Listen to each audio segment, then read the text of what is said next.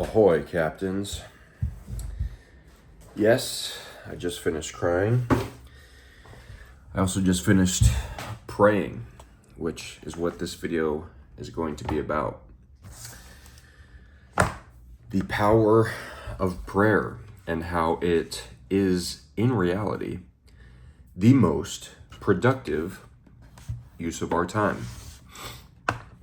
This is the revelation that came to me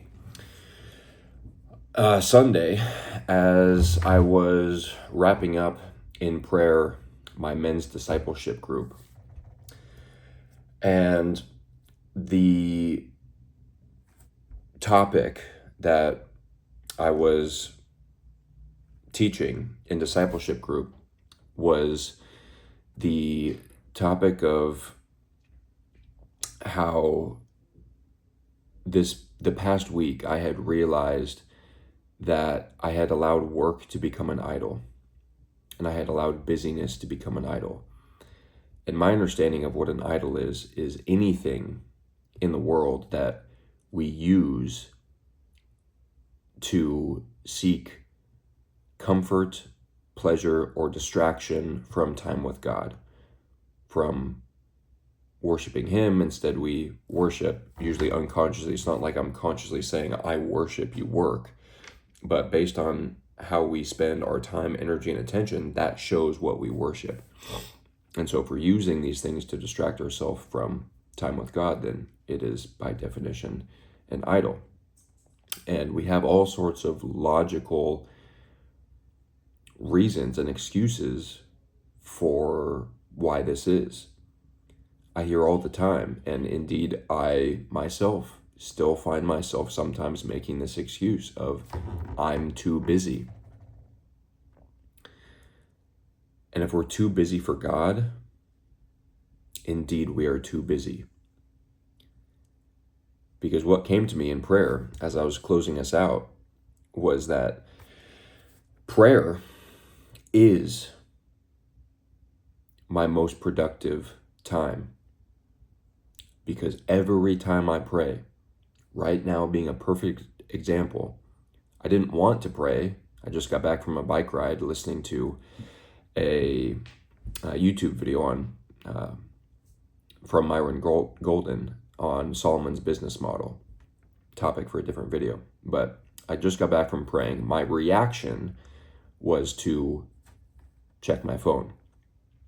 A reaction that many of you, I know, do not have. I know that I'm the only one who has this reaction to, in our time in between tasks, to pull up and check their phone.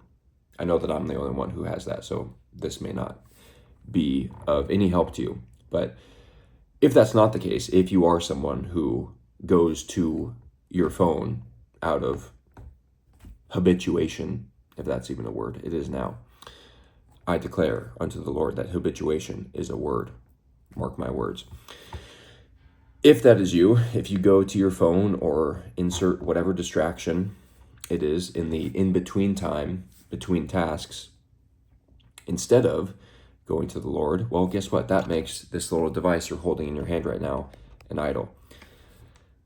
So instead of reaching for my phone, I went immediately to my knees in prayer.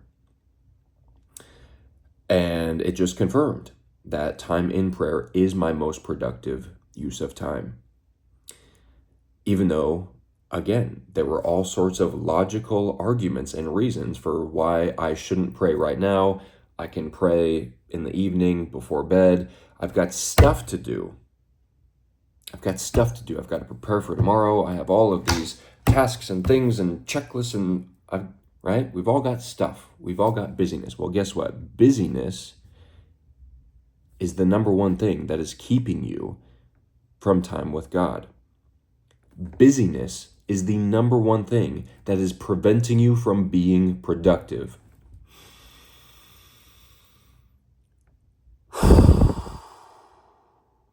Let me say that again. Your busyness, the doing of things, on your checklist, things that need to get done, is the number one thing that is preventing you from being productive.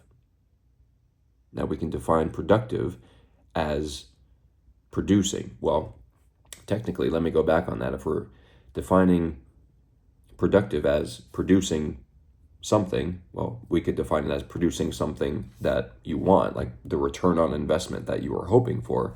But if we just define productive as producing something, then your current habits of checking your phone and being busy and distracted are quite productive. They are producing chaos and overwhelm and anxiety and more busyness. So they are producing something, but it's not the results that you're hoping for. Well, guess what? I'm sure you've heard the definition of insanity, doing the same thing over and over again and expecting a different result. Well, if you're not happy with the return on investment that you have been getting with your busyness, it's because your busyness is not productive. Ever think of that? I didn't think of that until it came to me in prayer. And then this revelation. Oh, my doing is not producing the results that I'm hoping for. So it's time to do something else. And really, it's time to be someone else. Because most of us, myself sometimes included, when I allow this to run unconsciously, have been programmed to operate from the do, have, be paradigm, which means I must do these tasks, I must do these things in order to have the things that I want, to have the life that I desire. And then once I have these things, then I will be the person I want to be. No, Jesus says, be my disciple. He actually doesn't command that. He invites us. It's an invitation because God gave us free will. So he invites us to be his apprentices. That is the foundation of all of this. Being. Because once we operate from that place of being, we naturally take the actions. So this is Jesus invites us into the be, do, have paradigm. Be his disciple. Do as he does, because that's who you are.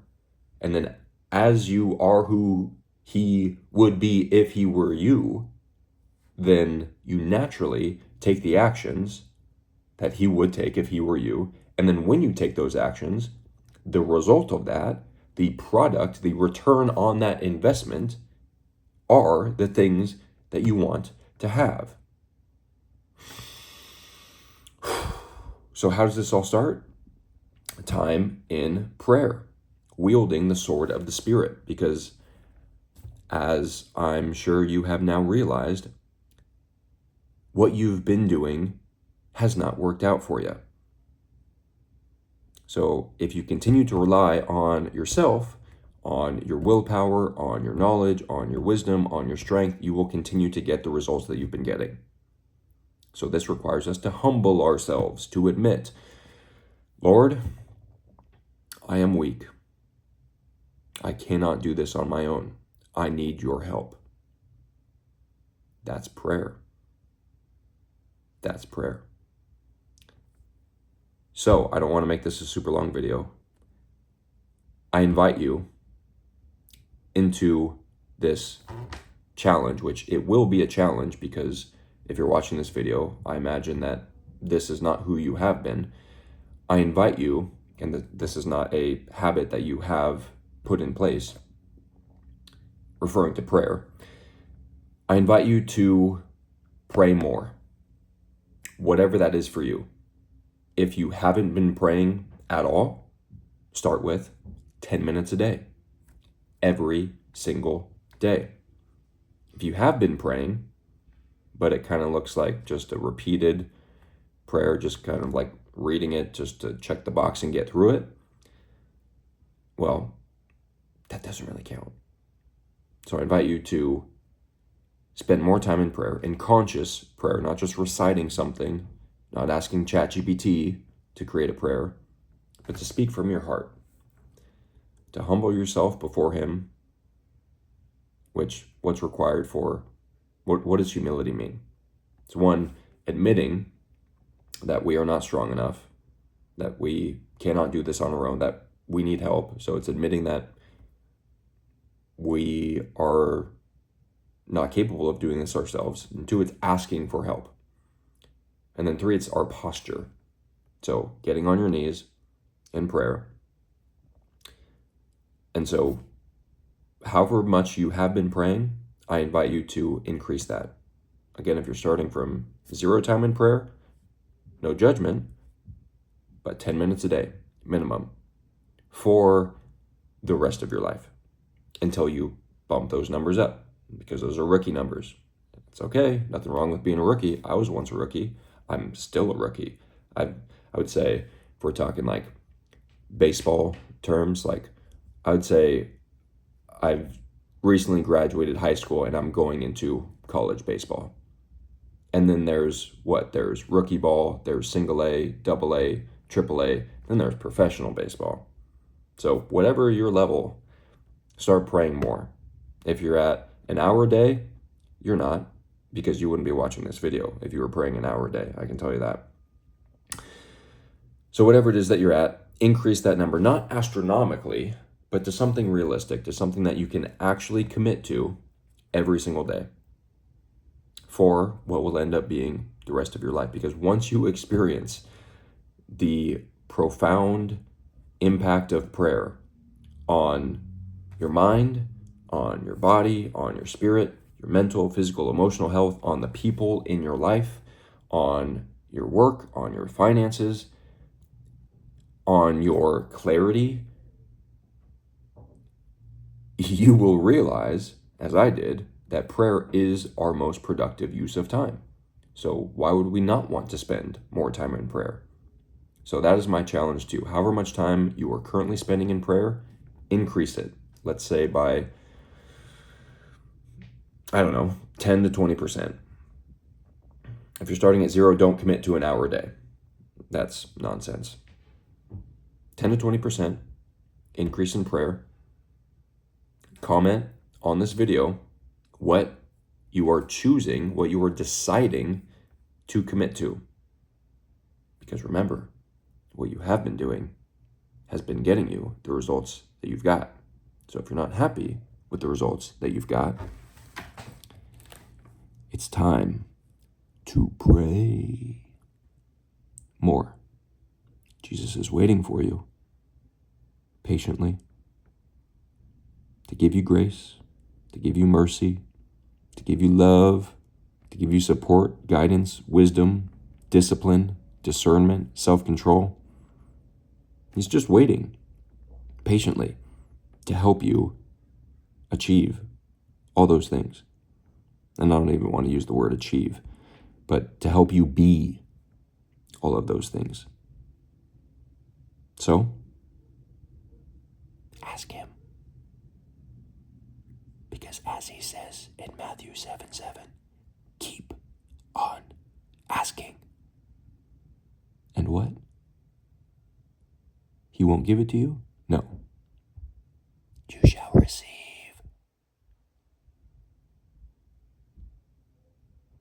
Keep on seeking. And what? You won't find? No, you'll find. Keep on knocking. I don't know which lens the camera's on, but keep on knocking. And what? He's going to lock the door? No. He's going to open it and welcome you with open arms. Because Jesus loves you. He loves you. And I'm sorry if you're wearing earbuds and you turned the volume up as I was whispering and I just blasted your eardrums. But hey, you need to hear it. Jesus loves you. He loves you. And He's waiting for you to form a deeper, more intimate relationship with Him. What's required to increase intimacy in any relationship? Time. Time. Not distracted time, Not rushed through time, but dedicated time as you are. Not putting on a mask, not hiding any parts of yourself, but showing up as you are. Listening. So also, prayer is not just barking our commands or wants and needs at him. It's also listening to what he has for us. Okay. That's good for this video. So comment how much time you were deciding to commit to in prayer today, tomorrow, the rest of this week, the rest of this month, and the rest of this year, and the rest of your life. Because this, right now, what you're committing to now is the minimum. And then as you graduate and move up the ranks, start going to pro ball, just like what the apostles were, time in prayer will only increase. Not as a chore, not as an obligation, but because we love it. Because we love it, because we realize that it gives us the biggest ROI possible. It is our most productive use of time. So I hope this video, well, I prayed right before this video that it reaches those who need to hear it, those who have not been praying or not been praying as much as they would like to. So if that's you, thank you for clicking into this video. So comment what you are deciding to commit to in the comments for some accountability and support. And if you would like additional accountability and support, I have a free discipleship community. It's an online community, men and women from all over the world, completely free. And the link will be in the description. And if you're looking for a more intimate mentorship, I host weekly mentorship calls. This is for like committed disciples, people who actually want to live the way, the truth, and the life. That link you can find in the free community. And if you're looking for deep healing, transmuting trauma into triumph, I also do one-on-one coaching. And to apply for that, again, click the link in the description, join the community, and then send me a message. I love you. Jesus loves you. God bless.